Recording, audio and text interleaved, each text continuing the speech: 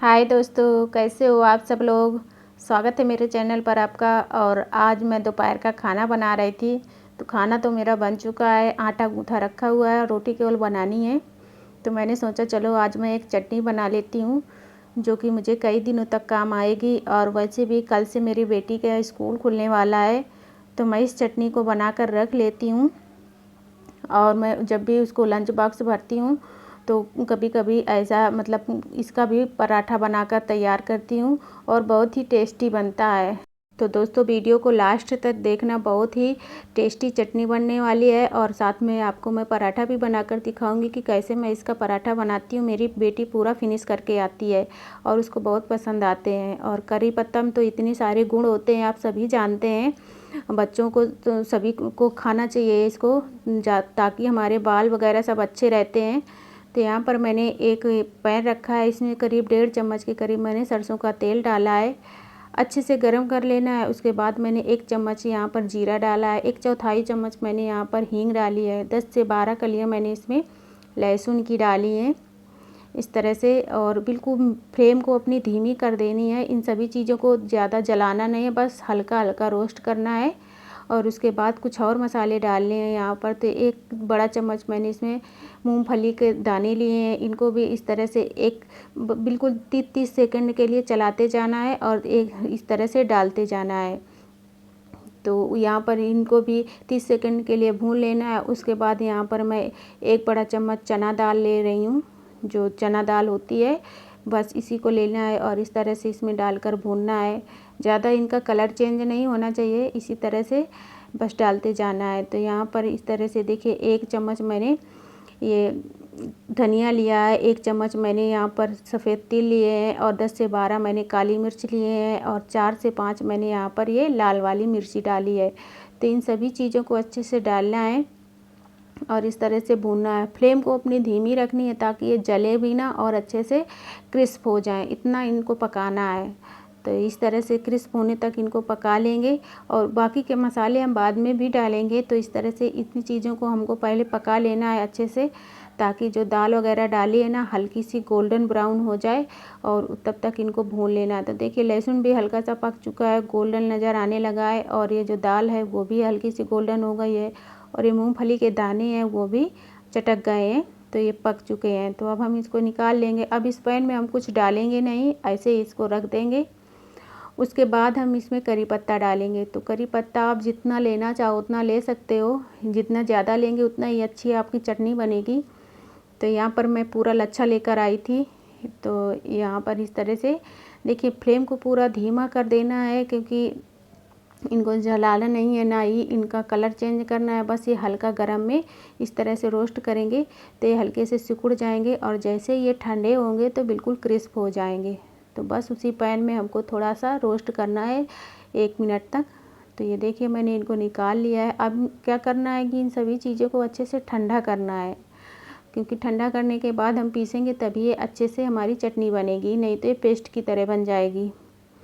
तो मैं क्या करती हूँ कि इसी थाली में सारी चीज़ों को अच्छे से फैला देती हूँ और उसके बाद इसको हम थोड़ी देर के लिए छोड़ देंगे। तो यहाँ पर ये देखिए अच्छे से ठंडी हो चुकी है पूरी। तो अब क्या करेंगे, हम इस तरह से मिक्सी जार लेंगे और इस तरह से डालेंगे और इस तरह से सारी चीज़ें मिक्स करते हुए मिक्सी जार में अपने भर लेंगे। और उसके बाद हम कुछ मसाले और भी डालेंगे। तो यहाँ पर 1 चम्मच में भर के डाल रही हूँ इसमें आमचूर का पाउडर और उसके बाद नमक डाल रही हूँ 1 चम्मच। तो आप अपने स्वाद के अनुसार नमक और मिर्ची आप अपने स्वाद के अनुसार डालिए, जितना तीखा पसंद करते हैं आपके बच्चे या फिर अपने लिए आप बना रहे हैं। अब इसको पीसना कैसे वो भी बता दूँ आपको कि इसको पीसने के लिए एक साथ मिक्सी को नहीं चलाना है, रोक रोक के 2 से 3 बार चलाइए। उसके बाद इस तरह से चेक कर लीजिए कि कितना पिसा है और उसके बाद चम्मच से इस तरह से हिलाते हुए इसको फिर से वापस पीसना है। तो यहाँ पर इस तरह से देखिए अब ये हल्का सा इसके जो पत्ते हैं नहीं पिसे हैं।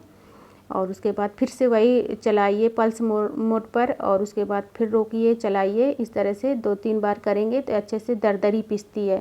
तो इसको हमको दरदरी ही पीसना है, एकदम से फाइन पाउडर नहीं बनाना है, क्योंकि दरदरी पीसने में ज़्यादा टेस्टी बनती है, मतलब खाने में ज़्यादा टेस्टी लगती है। तो ये देखिए इस तरह से कुछ पिसकर तैयार हुई है कि इसके जो चीज़ें हमने डाली हैं सारी दिख रही हैं हल्की हल्की कि हमने क्या डाला है। तो इधर मैंने सारी रोटियां बनाकर तैयार कर ली थी जब तक हमने ठंडा होने के लिए छोड़ा था। बस एक लोई मैंने बचा दी थी कि मैं आपको दिखाऊंगी कि मैं इस कैसे बनाकर देती हूँ अपनी बेटी को, और वो पूरा पराठा फिनिश करके आती है। कभी हफ्ते में एक बार तो 1 या 2 बार तो बनाकर देना ही पड़ता है, और बाकी का अलग अलग सब कुछ देती हूँ।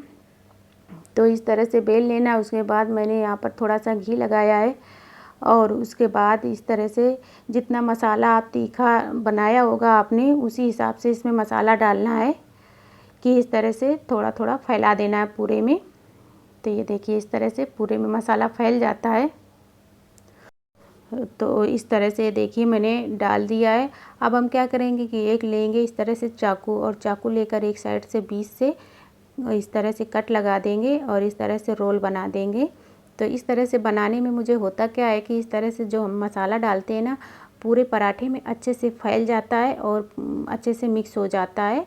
तो कहीं भी ऐसा नहीं रहता है कि ये मतलब कि ये मसाला ना गया हो। इस तरह से बनाएंगे रोल, और उसके बाद इस तरह से खड़ा करेंगे, बीच से इस तरह से दबा देंगे तो पूरा मसाला पूरे लोई में फैल जाता है। और उसके बाद क्या करेंगे, सूखा आटा लगाकर इसको बेल देंगे इस तरह से जैसे हम नॉर्मल पराठे बनाते हैं, बस ऐसे ही हमको इसको बेल देना है हल्के हाथों से, और बढ़िया सा क्रिस्पी होने तक इसको सेकना है। तो ये देखिए इस तरह से डालेंगे बढ़िया से गरम तवा में, और उसके बाद हम इसमें घी डालते थोड़ा सा घी डालेंगे, और घी डालते हुए दोनों साइड इसको सेक लेंगे क्रिस्पी होने तक। दोस्तों इस तरह से कल से मेरे बेटी के स्कूल खुलने वाले हैं, तो मैं कुछ ना कुछ नया उसके लंच बॉक्स में डेली कुछ ना कुछ देना पड़ता है बच्चों के, जो हेल्दी भी हो और टेस्टी भी हो। पूरा लंच फिनिश करके आए बच्चे, और सुबह की जल्दबाजी में सबसे ज़्यादा ये होता है कि झटपट सा बनकर तैयार हो जाए, क्योंकि सुबह इतना टाइम नहीं होता है कि आप घंटों किचन में खड़े रहो और उनकी तैयारी कर दो, लंच बॉक्स तैयार कर दो उनका। तो ये देखिए इस तरह से पराठा बनकर तैयार है। यकीन मानिए इतना टेस्टी लगता है कि आप अगर देंगे अपने बच्चों को तो पूरा ही फिनिश करके आएंगे।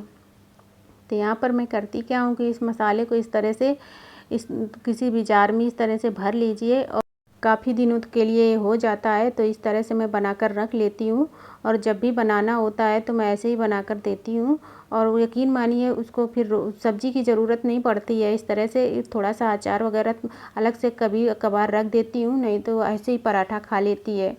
तो इस तरह से आप बना सकते हैं। अगर आप रोटी के साथ भी खाना चाहें तो आप रोटी लीजिए, उसके ऊपर से थोड़ी सी ये चटनी रख दीजिए, और 2 से 3 बूंद सरसों का तेल डालिए और बढ़िया सा इसमें मिलाकर खाइए। यकीन मानिए बहुत ही टेस्टी ये चटनी लगती है।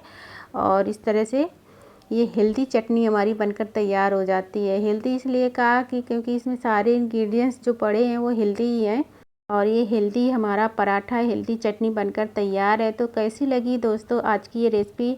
अच्छी लगी हो तो लाइक ज़रूर कर देना, चैनल को सब्सक्राइब कर लेना, क्योंकि कल से मैं कुछ ना कुछ नया मतलब कि टिफ़िन बॉक्स के लिए कुछ ना कुछ नई रेसिपी आपके साथ शेयर करती रहूँगी। तो मिलती हूँ नेक्स्ट वीडियो में। Thank you, bye bye.